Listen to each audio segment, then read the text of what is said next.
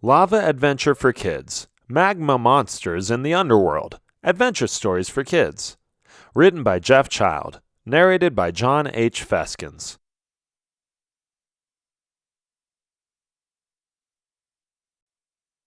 Introduction. First happiness, then sadness, but as you keep listening, this story turns out to have a happy ending despite all the dangerous adventures of the main character. Gary is a common citizen in a peaceful village. Unfortunately, his wife died when she gave birth to his only daughter. Despite the loss, he works hard and provides for his precious child. But when she gets sick at the age of 14, Gary is desperate. He seeks out the doctor, who shows him a rare herb, an herb that can only be found in underworld fortresses, which are full of dangerous creatures, including magma monsters. Will Gary get the medicine he needs for his daughter? And will he find out what his crazy neighbor is doing? Quickly start listening and find out.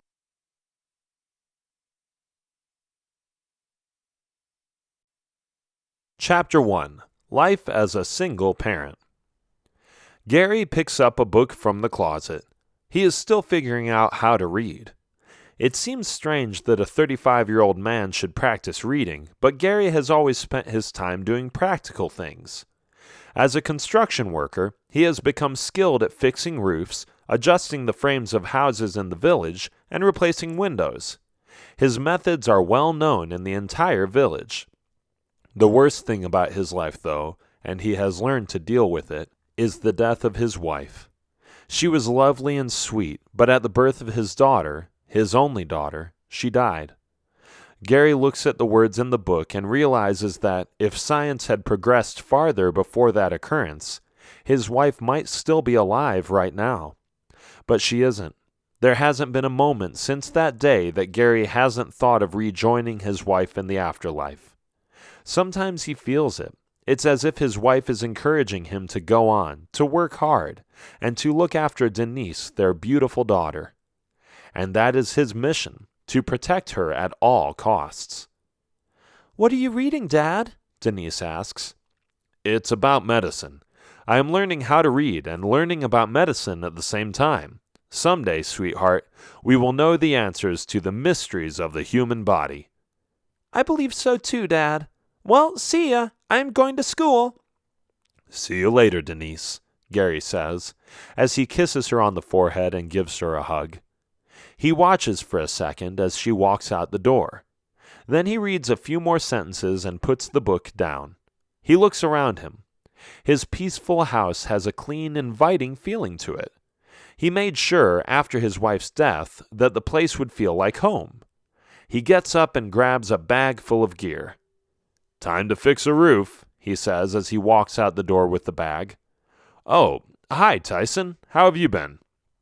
His neighbor turns around and greets him back. "Not bad. What are you up to, Gary?" "Just going to work." "Oh, and your daughter?" "She is at school. She left 10 minutes ago. I am surprised you haven't seen her come by." "I was in the house," Tyson says. "But no matter. I wish you luck at work." "Thanks," Gary says. "I wish you the same. What are you up to today?" "Oh, I have my businesses. It's just communicating with people in the foreign lands and stuff. If they ever invent something that takes less than 3 days to send a message, sign me up. Sometimes the couriers are even late, and then it takes an extra day for me to find out what is going on over there." "Tough." "Well, that's life, isn't it?" "Indeed it is," Gary agrees. "Anyway, I should keep going. It was good talking to you again." Gary leaves and heads to the address he received. When he arrives at work, he cannot believe how messed up the roof is. He knocks on the door of the designated house and an old lady opens up. "Good morning, Mr. "Just call me Gary," Gary says. "Okay, did you see what kind of state my roof is in?" "Yes, madam, and I am afraid I will have so much work fixing that I have to charge a bit more." "Really? I don't have more. I am broke. I barely have enough to pay you for the standard service. Will you just kind of fix it then? That way I can still afford you and you don't have to exert yourself. It will at least stop the leaking." "Madam, I will do what I can." With those words, Gary climbs on the roof and starts replacing shingles, hammering nails into several places, and measuring specifics.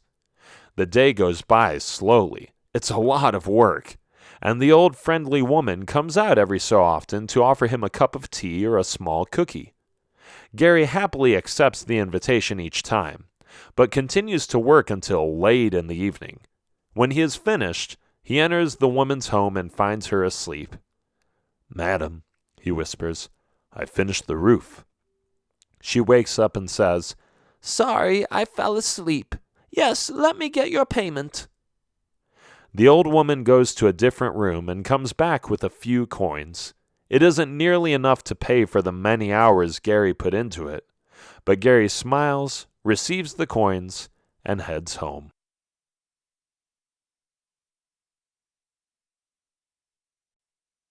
Chapter 2: The Sickness. When Gary opens the door to his house, he finds his daughter on the bed. She doesn't look good, as if she is sick. "What's going on, Denise? Are you okay?" Gary asks. Denise coughs. "Dad, I think I have the flu or something. I feel nauseous." "Well, take it easy then. You can stay home from school tomorrow if you want." "Yeah, I will. Why are you home so late?" "I had to work overtime. This lady's rooftop was all broken, so I patched it up." "And did she pay you extra?" "No, I just accepted the standard payment. I didn't want to charge her too much since she didn't have a lot of money." "Dad, you're too nice. One of these days, someone will take advantage of you." "Maybe. But don't worry about that now. You're sick and you need to rest. Let me cook you some soup or something." "Sure. Thanks, Dad." That night, Denise throws up. Her father comes to help and gives her something to drink. He looks at her. She looks awful, as if a serious virus has taken over or something. "How are you feeling?" Gary asks after giving her some water. "Still pretty bad," Denise says. "I don't know where this illness came from. I mean, some of the other kids at school were sick too, so whatever it is, I am not the only one." "I wonder how severe it is," her dad says. "I have no idea, but I don't like it." "Makes sense." Gary watches as she lies down again. He cleans up the mess and sits down by her bedside until she has fallen asleep. He sighs and closes the curtains. Before he does, he stares at the moonlight and imagines his wife giving him advice about what to do when their child is sick. He smiles. "She would know," he mumbles. "I wish I was a bit more educated about these kinds of things." The next day, Gary takes a day off to care for his daughter. She is still sick, and it won't go away. Her face is looking paler, and she shivers when she even steps out from beneath the covers for a second or two. It is obvious that she has a fever. She can't eat much, and has to drink water constantly. It pains Gary to see his daughter that way, and although they don't have a lot of money, he is considering talking to the doctor, the only doctor in town. As he walks back and forth, Denise wants to know what's on his mind. "I am debating," he starts, "whether or not I should let the doctor come here. Your illness isn't going away." "Just wait for a few days," Denise says. "We don't have to spend that much money. I'll be fine in no time. I am sure of it."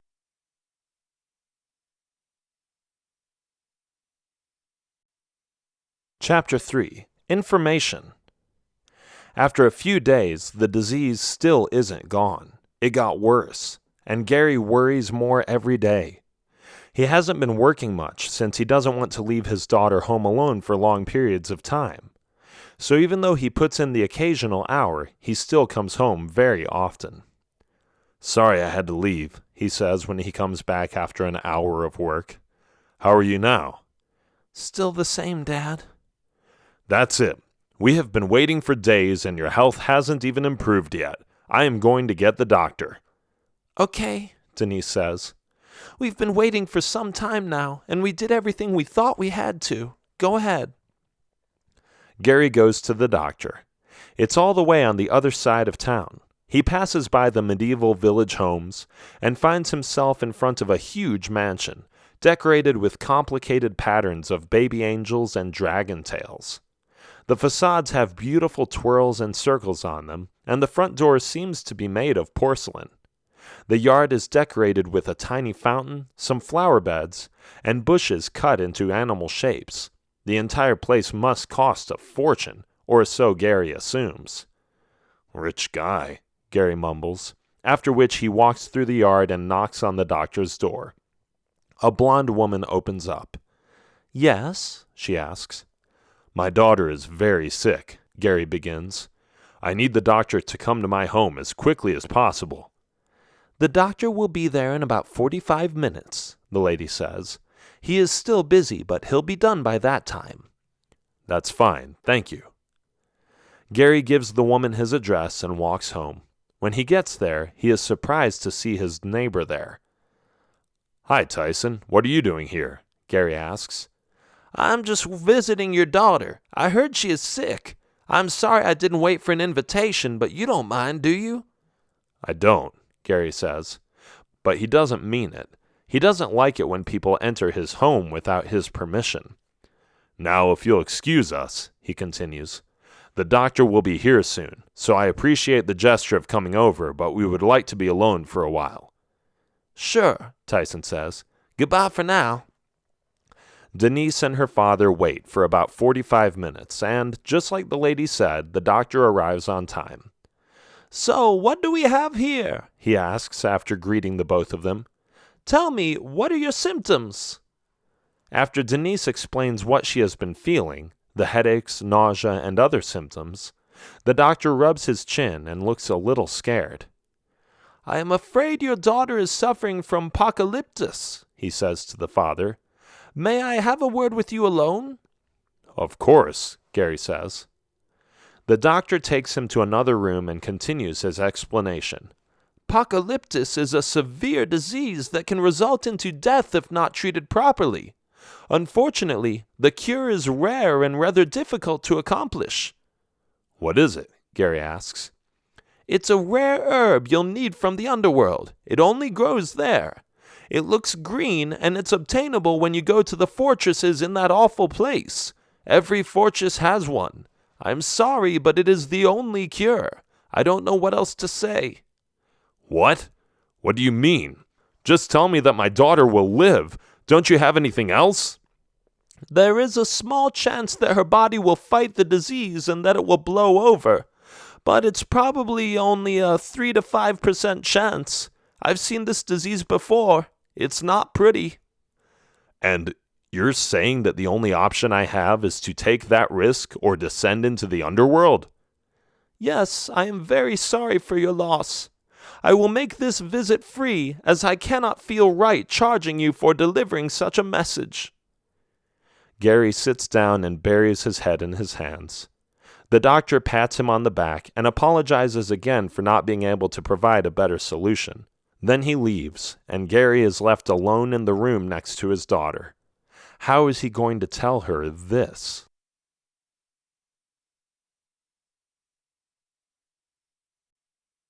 Chapter 4. Paving the Way. Gary gets up. The underworld, he mumbles. "I know where it is, but I also know that nobody wants to go there. Certain death awaits me there. It's a dangerous place. Evil lurks there." "What's happening, Dad? Are you coming back or what?" Denise shouts. "Sorry," Gary says as he enters the room where his daughter is lying down. "I just ended up thinking a lot. Listen, Denise, I think I am going on a journey." "Where to?" she asks. "Don't you worry about it.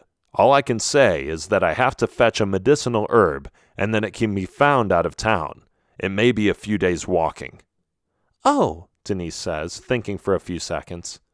Then she says, "No problem. Just do it. I will be fine by myself. I am a big girl, you know."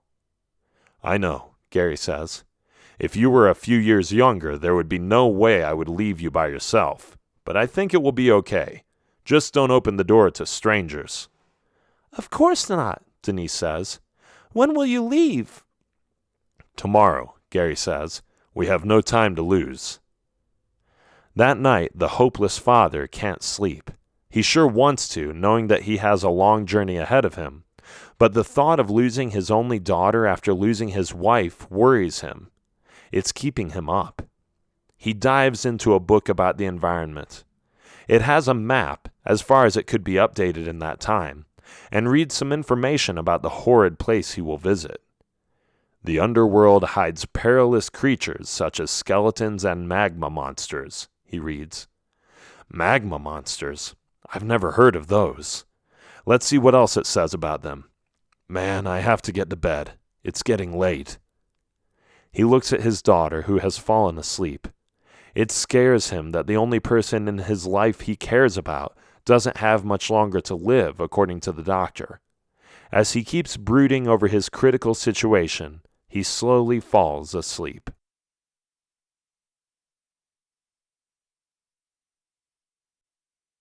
Chapter 5. Fortresses Burning. Gary wakes up with a jolt. The sun rays are coming through the windows of his cozy home. His daughter is still sleeping. He doesn't want to wake her up. He figures it would be best to leave without her knowing. This way he can avoid the drama of saying goodbye and spare himself some tears when he realizes the journey he is about to go on is in the low parts of the monstrous, infernal gapes of the underworld. He puts his shoes on and takes a backpack with some food and water in it. He makes sure to take a lot to drink, since it will be hot in that realm. Just in case he gets confronted with an enemy, he puts a machete in the back. Then he takes off. In his head, he says a little prayer. It's the only chance he's got, whether he likes it or not. He steps forward, far from fearless, but determined to save his daughter from her terrible fate. As he exits the village, he looks back one more time and takes a deep breath. Then he looks at the map and heads into the direction of the underworld. The days after that are long. Luckily, it only takes 2 days to get there, but when he does, he cannot believe his eyes. The entrance is covered in melted stone and marble. Once he walks through it, there is nothing but rocks and lava. The platforms in front of him are tricky, but he manages to move along. Then he sees it. Right in front of him is a big castle, a fortress, something that stands out from the rest of the environment. It's black, red, gray, and brown on all sides, and the spiky rooftops and decorations that look like claws make it an eerie-looking edifice. Who would build something like this? Gary wonders. Anyway, the roof needs some repairs for sure, but I'm not going to be the one who will do it. He takes out his machete. He doesn't trust this place. Then he hops onto the closest set of rocks and walks over the bridge to the fortress. He notices it's even hotter when you're walking above the lava, as if the fumes ascend up into your nose, making it hard to breathe. He decides to increase his speed and gets to what could be considered the yard around the castle. He goes inside, hoping for the best but expecting the worst. He holds his machete in front of him, not afraid to use it if he has to. The first room he enters is a hallway, with stairs leading up to other rooms and rooms on the side. It's almost like a big mansion.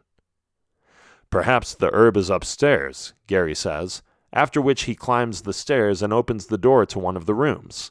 The room is empty. There is nothing in it. He opens another door to another room and finds himself in the same situation. Empty again. What is going on here? Suddenly, he hears a sound from downstairs. What could that be? Without hesitation, he speeds to the hallway and looks beyond the railing. Is that a magma monster? He has read about these things when he was so worried that one night. Better stay out of its way, Gary thinks. But it's already too late. The magma monster has seen him. With its fiery eyes, it is looking straight at Gary.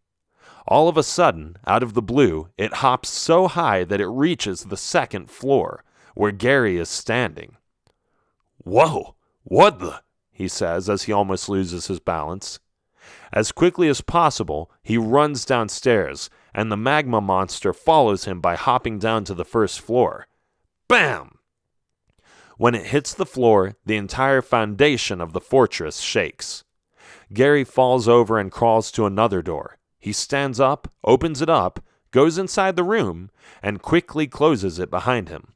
Panting heavily, he holds his back against the door to prevent it from opening. He can feel it.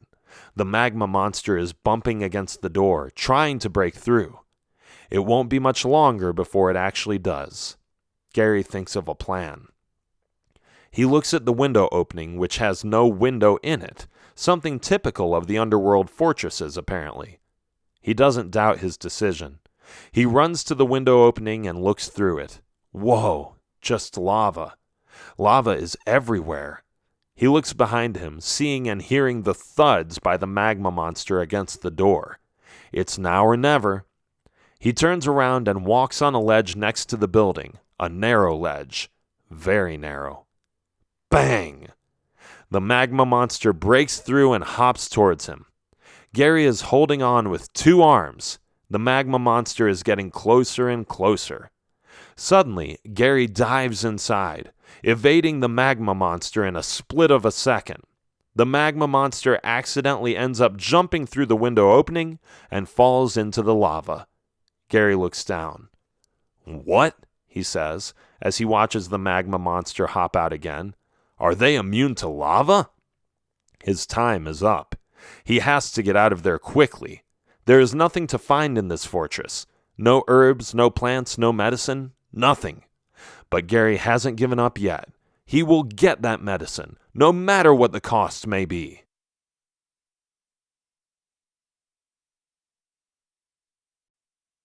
Chapter 6. Pointless. As soon as he exits the fortress, he sees a rock float by. It is going extremely fast because of the current. 1, 2, 3, Gary says as he jumps onto the rock, barely making it. He stays low to make sure he doesn't fall when the rock follows the fast, heavy lava stream. The magma monster is gone. It's not fast enough to catch up with him. "On to the next fortress," Gary says, keeping an eye out for the next place to leave the rock. It doesn't take long. Gary passes lava falls, burning objects, and creepily shaped rocks. But within minutes, another fortress appears in sight. "Next stop, even creepier fortress," Gary tells himself, trying to add some humor to his desperate attempts. He jumps off and finds himself in front of another huge building. The walls look like charcoal, and the spikes look like claws from an infernal abyss. He notices that there are 2 towers this time. "It must be in one of those towers," he says. "I couldn't imagine anyone putting something so valuable anywhere else." Taking courage, he walks to the front door and opens it. He goes inside and looks around. The pattern is almost the same way. Empty room and window openings without windows in it. He is amazed by the details in the decorative railing this time, something he didn't see in the former fortress. But no matter how much longer he would love to stick around and admire the architecture of this place, he has a daughter to save. A daughter who could be dying any minute. And up we go, Gary thinks. He runs up the stairs and barges into a room on the 2nd floor. This room takes him to greater heights as he runs up the winding staircase to one of the towers. When he finally reaches it, he is shocked. Nothing! Absolutely nothing! "What?" Gary says out loud. "You're kidding me. That doctor could have been a bit more specific." He runs back downstairs and repeats the same process in the other tower. Again, nothing. Weird.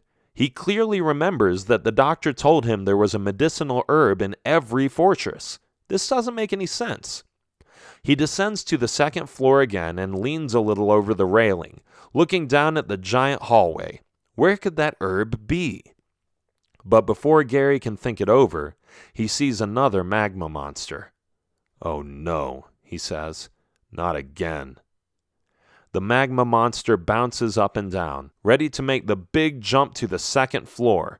But before Gary can anticipate his moves, another magma monster shows up, and another, and another. "Holy macaroni," Gary says. 4 magma monsters are hopping on the 1st floor, prepared to jump onto the heroic father. "You're not going to get me," Gary says. "Come on." He draws his machete and walks down the stairs with determination in his eyes. The magma monsters are not impressed.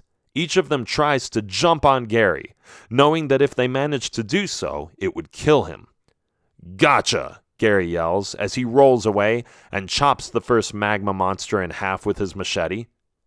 The other one tries the same thing, but this time, Gary isn't fast enough to roll away, so he holds his machete above his head, pointing upwards. Tsack!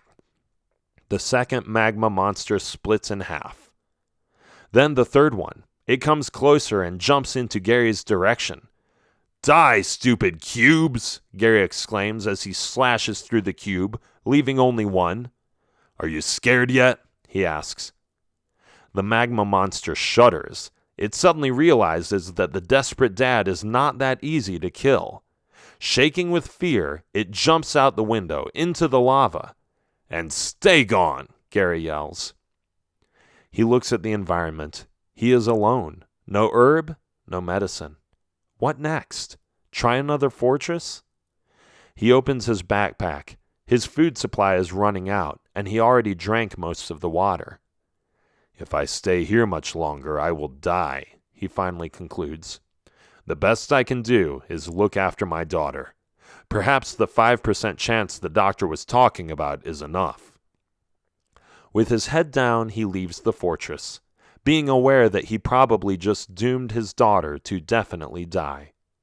He finds his way back to the underworld gate and hikes into the direction of his hometown. A courageous man entered the underworld. A broken man leaves.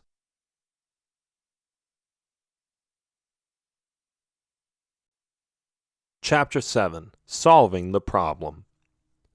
As much as he can muster the strength, Gary hurries home to see if his daughter is all right. When he sees his house, it surprises him that the front door is standing wide open.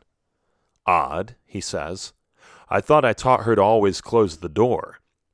He runs home and enters the front room. "Denise!" he shouts. "Denise, where are you?" No answer. "Denise!" The room is a mess. It's as if she left in a hurry, or as if people came in and trashed up the place. Oh, why was he so stupid to leave a young teenager by herself? Gary bonks his head against the wall, feeling like the most irresponsible adult in the world. It's giving him a headache. But then he sees a note. "Hey," he says. It reads, "Not sick. Neighbor, kidnapped. Harbor." What? That stupid, mean Tyson. I knew he was weird. He was always hiding what he was doing. Is he in the S.L. Gary business? It wouldn't surprise me. Well, if my daughter is smart and fast enough to write a short note before she gets taken, then I must have the courage to go after her. The harbor, huh? Better get going. Gary runs out of the house, closing the door this time, and goes to the harbor as fast as his legs can carry him. On the way there, though, he runs into the doctor. Boink! Gary runs the doctor over. "Oh, Gary," the doctor says, "I did not expect you back." Gary is angry. He knows the doctor must have been in on this conspiracy.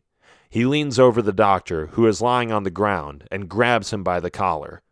"You knew about this, didn't you?" Gary says. "You sent me to the underworld to look for an herb that doesn't exist, to cure a disease that will go away by itself. I am on to you, Doc." I don't know what you're talking about," the doctor says. "No? Well, if you don't want to talk, perhaps you'll talk to my fists." Gary raises one fist and is about to punch the doctor in the face. "Wait," the doctor says. "I'm sorry. I didn't want to do it." "What exactly did he offer you? Was it Tyson?" "Yes, it was Tyson. He has been in the kidnapping and S.L. Gary business for years. Human trafficking is huge at the borders. He promised me a small cut from the profit he would make. At first I didn't want to do it, but then he threatened to kill me, so I complied. He made me tell you that the only medicine that could heal your daughter would be in the underworld. This would give him enough time to take her away, and even the chance of you dying. I am so sorry. Please let me go. I will never do anything like this again." "You're right," Gary says. You won't, because I am going to kill that sick jerk. He throws the doctor's head back on the ground, releasing his grip, and runs towards the harbor. When Gary approaches the harbor, which is a few hours away, he sees a few guards walking around. They are armed with swords, making sure nobody comes near their kidnapped children and teenagers. Gary hides behind some crates. He thinks about his actions for a moment. Should he kill these guards as well? Well, if they are supporting the transportation and slave labor of innocent children and teens, Gary thinks, then it would be better to take them out for good. Whether they deserve it or not is not the question. What's important is to protect future victims from these evil men, so let's get rid of them. He sneaks around the first guard and slits his throat with his machete. The guard drops down, falling onto the ground, without making a sound. The second guard is a piece of cake too. Gary looks for a pattern, observing the route the guard is walking, and then stabs him from the back. That's two. Now where is the third one?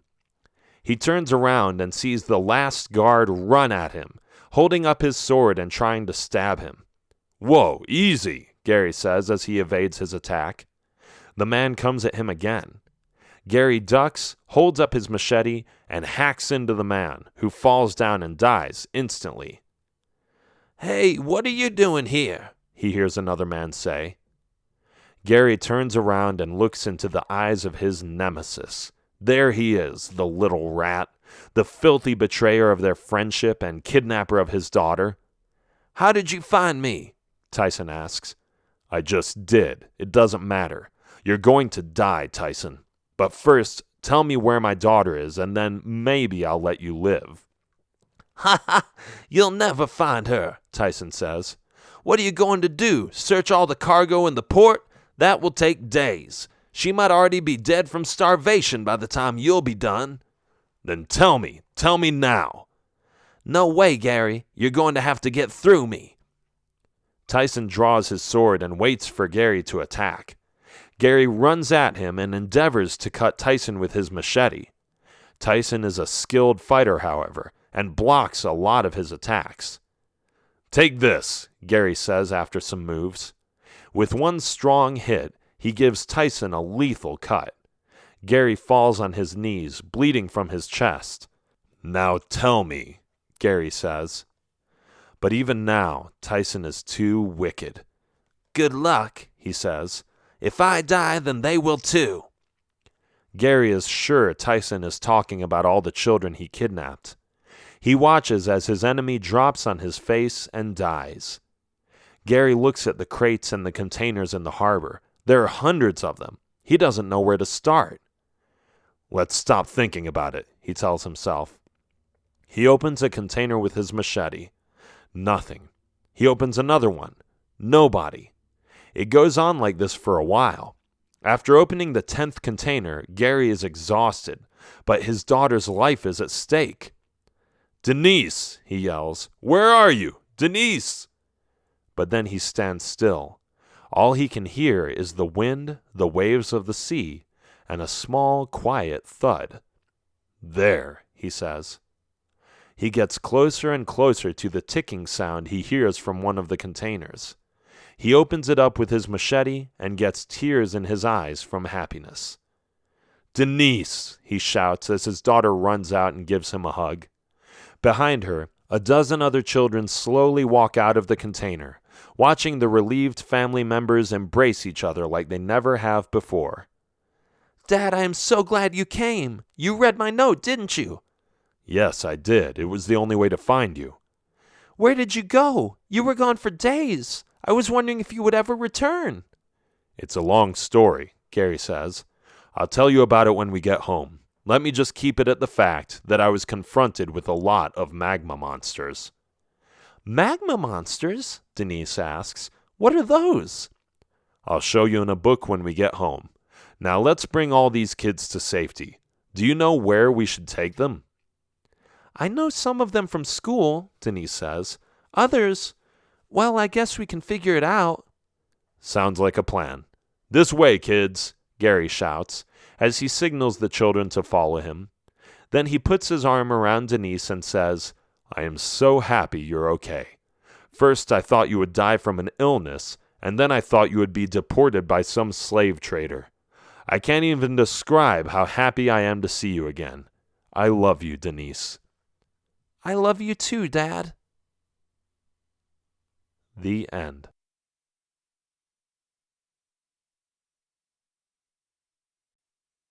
This has been Lava Adventure for Kids, Magma Monsters in the Underworld, Adventure Stories for Kids. Written by Jeff Child. Narrated by John H. Feskins. Copyright 2017 by Jeff Child. Production copyright 2017 by Jeff Child.